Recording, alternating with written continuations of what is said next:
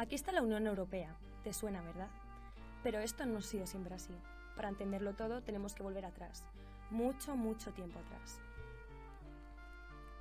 El germen de Europa está aquí.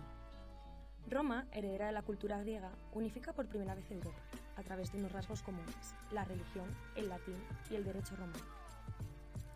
El Imperio Romano se parte en dos, Occidente y Oriente. Occidente no dura mucho, porque los bárbaros lo destrozan. Surgen distintos reinos y uno de estos, los francos, crean su propio imperio. El Imperio Carolingio, que se extiende por Europa, tendrá los días contados. Se dividirá en tres, dando lugar al Sacro Imperio Romano Germánico.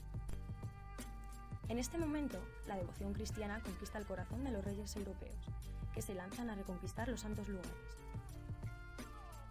A los monarcas europeos se les queda pequeño su mundo, así que se aventuran a buscar nuevos.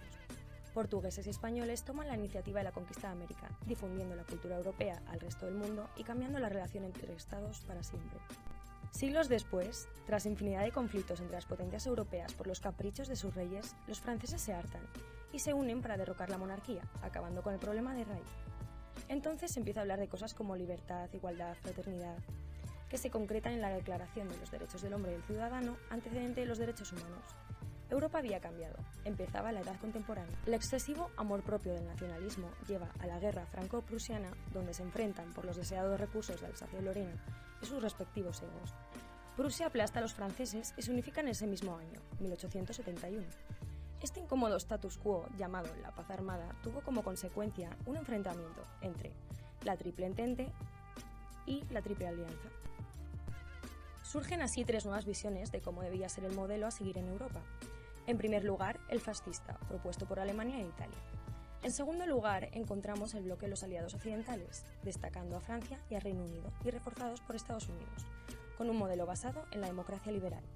Por su parte, la Unión Soviética ejerció una gran presión desde el frente oriental. Los aliados occidentales y los comunistas permanecen unidos ante la amenaza nazi, su enemigo común. Sin embargo, a su derrota, Europa vuelve a quedar dividida, esta vez entre los bloques comunista y liberal, cada uno con su modelo. La Carta de Naciones Unidas da un vuelco a las relaciones internacionales en 1945, especialmente con la prohibición del uso de la fuerza. Tras 20 siglos, a los civilizados líderes europeos se les ocurre que quizás sería más práctico cooperar que bombardearse. Comienza aquí la aventura europea hacia la paz, en un continente dividido, por lo que, con británica elocuencia, Churchill denominaría un telón de acero. Con el telón la tensión aumenta y los bandos se consolidan con el nacimiento de dos alianzas político-militares. A un lado, la OTAN. A otro, el Pacto de Varsovia. No obstante, ambos bandos tienen algo en común, la ruina económica. Al oeste, Estados Unidos controla la salida de la crisis de posguerra de los países europeos con el Plan Marshall. Así, aterriza la idea del libre comercio a este lado del telón. Y estos 6 países deciden subirse al siguiente vuelo. Nacen así la Comunidad Europea del Carbón y del Acero, la CECA, y la Comunidad Europea de la Energía Atómica, Euratom. Otros países occidentales escuchan el ruido y asoman la cabeza. Y es que la fiesta no había hecho más que empezar. Así pues, no son pocos los que llaman a la puerta. El mundo se mantiene en tensión, preso de las guerras de las dos superpotencias en terceros países y la amenaza nuclear. Pero en la vida nada es para siempre, y el fracaso continuado de los planes económicos soviéticos termina por hundir a la gran potencia a finales de los 80.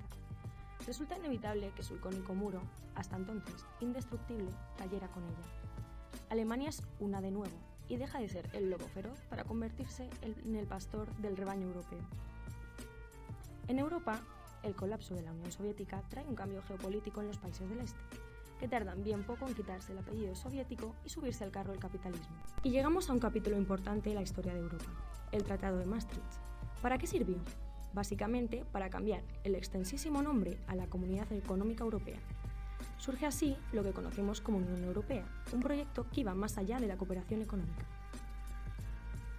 En el fondo, tampoco cambian tantas cosas como en el nuevo nombre. Todo sigue igual de bien o igual de mal. El caso es que aumenta el volumen de la música y muchos países se suman a la fiesta.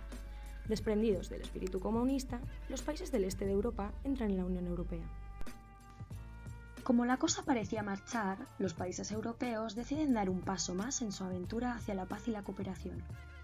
Comienza entonces a sonar con fuerza un término en los parlamentos europeos: la Unión Monetaria. ¿Te suena el Señor de los Anillos? ¿Qué pensarías si te dijera que las historias de Tolkien son aplicables a la Europa del siglo XXI? Este es el euro, la cúspide de la integración europea. Muchos lo querían, unos cuantos lo tuvieron, pero todos saben lo peligroso e inestable que es su poder. Queda por ver si este paralelismo literario se cumple también en el final que se le da al célebre anillo. ¿Es esto el principio del fin?